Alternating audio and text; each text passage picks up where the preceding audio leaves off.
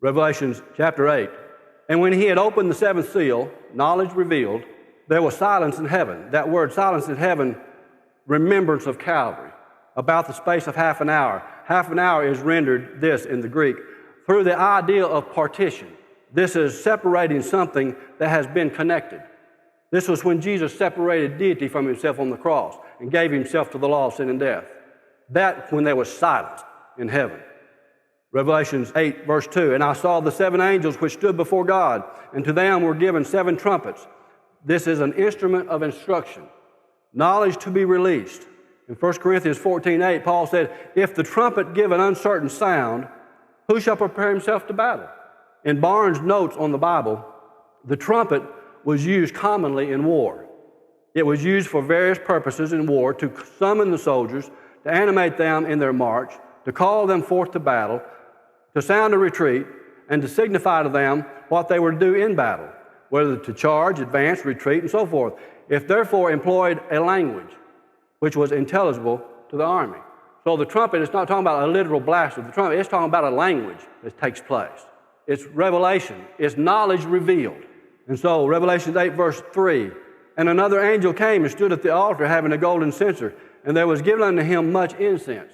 This incense has reference to spiritual discernment, or rhema, when the Holy Spirit speaks, because the next verse says that he should offer it with the prayers of the saints. Well, a lot of times incense represents the prayers. But here, since it mentions the prayers of the saints second, the incense, what goes with prayer? The Holy Spirit, discernment. That's how you pray. When the Holy Spirit reveals something to you, the Spirit and the bride say, come. The Holy Spirit reveals it, and then you pray it. So in this sense, the incense is talking about the spiritual discernment with the prayers of the saints, the bride, upon the golden altar which was before the throne. Revelation 22:17, and the Spirit and the bride say, come. That divine partnership. Revelation 8:4, and the smoke of the incense, the spiritual discernment, which came with the prayers of the saints, the Spirit and the bride, ascended up before God, out of the angel's hand. This is just an indication how angels are at work with the Spirit and the bride. Revelation 8:5, and the angel took the censer and filled it with the fire of the altar, and it cast it into the earth. And there were voices and thunders and lightnings and an earthquake. The word earthquake here means a commotion of the air. It was a shaking in the spiritual atmosphere. Revelation 8:6, and the seven angels which had the seven trumpets prepared themselves to sound or to reveal this knowledge. Revelation 8:7, the first angel sounded, knowledge revealed, and there followed hail and fire mingled with blood. Jesus, the hail. Isaiah 28:2, behold, the Lord hath a mighty and strong one, Jesus, which as a tempest of hail and a destroying storm, as a flood of mighty waters overflowing, shall cast down to the earth with a hand. Isaiah prophesied about Jesus.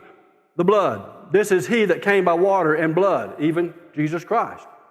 Revelation 8, verse 7, and they were cast upon the earth, and the third part of the trees were burned up.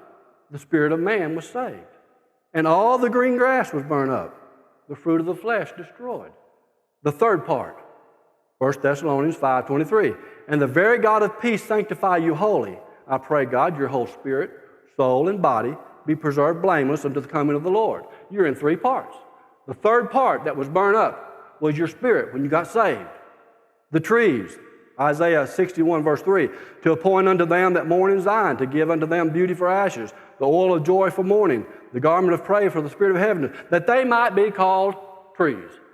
Burn up, Isaiah 4:4, when the Lord shall have washed away the filth of the daughters of Zion, the church, and shall have purged the blood of Jerusalem, the heavenly Jerusalem, and from the midst thereof by the spirit of judgment and by the spirit of burning. Green grass was burned up. That's the fruit of the flesh destroyed. Isaiah 40, verse 5 through 7. And the glory of the Lord shall be revealed, and all flesh shall see it together, for the mouth of the Lord has spoken it. The voice said, cry. And he said, what shall I cry? He said, all flesh is grass. Revelation 8:8. And the second angel sounded, knowledge revealed. And as it were a great mountain burning with fire, Calvary, was cast into the sea, humanity.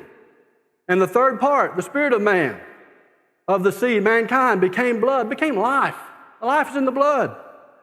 Revelation 8, verse 9. And the third part of the creatures, the fallen angels, which were in the sea, the tares in people, mankind, and had life, died. They lost their authority. Isaiah 57, verse 2, but the wicked are like the troubled sea, when it cannot rest, whose waters cast up mire and dirt. Revelation 17, 15, and he saith unto me, the waters which thou sawest, where the whore sitteth, are people, multitudes, nations, and tongues. Matthew 4, 19, he saith unto them, follow me, and I'll make you fishers of men. 1 John 3, 8, he that committeth sin is of the devil, for the devil sinneth from the beginning. For this purpose the Son of God was manifest, that he might destroy the works of the devil. The works of the devil are lies. He was the father of lies. He was the first one that lied. He lied to a third of the angels and pulled them away from God. That's the works that Jesus came to destroy, his lies. And he came to destroy it by revealing the truth. Revelation 8, verse 10. And the third angel sounded, knowledge revealed, and there fell a great star from heaven, Satan, cast down, burning as it were a lamp, and it fell upon the third part of the rivers, the soul, the mind, will, and emotion, and upon the fountains of water, stopping the water of life from flowing from the sanctuary. Your fountain of water is in your spirit. It has to flow up like a fountain into your sanctuary. And he fell on the mind, the soul, the third part. Here, this third part of man, the soul, the mind. That's where he fights us. He wants to set in the temple of God as God. He wants to set in your temple, in your mind, and fill it with thoughts. Take no thought saying. You give it life when you speak it. He don't know you took it until you speak it. And he has no power to operate on it until you speak it. The will and emotions, the fountains of water. Luke 10, 18, and he saith unto them, I beheld Satan as lightning fall from heaven. Jesus was speaking prophetically. He was speaking of things which be not as though they were. Revelation 8, verse 11. And the name of the star is called wormwood. That means, it's talking about Satan, it means bitterness.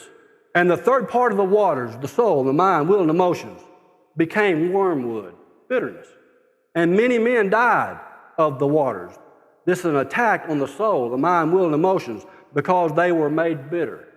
Hebrews 12, 15, looking diligently, lest any man fail of the grace of God, lest any root of bitterness springing up trouble you, thereby many be defiled or be destroyed. Revelation 8, verse 12. And the fourth angel sounded, knowledge revealed. And the third part of the sun, Satan, not as bright as Jesus, the day star. This is just a third part of the sun, was smitten.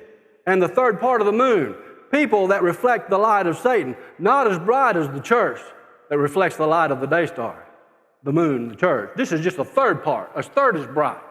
And the third part of the stars, the fallen angels.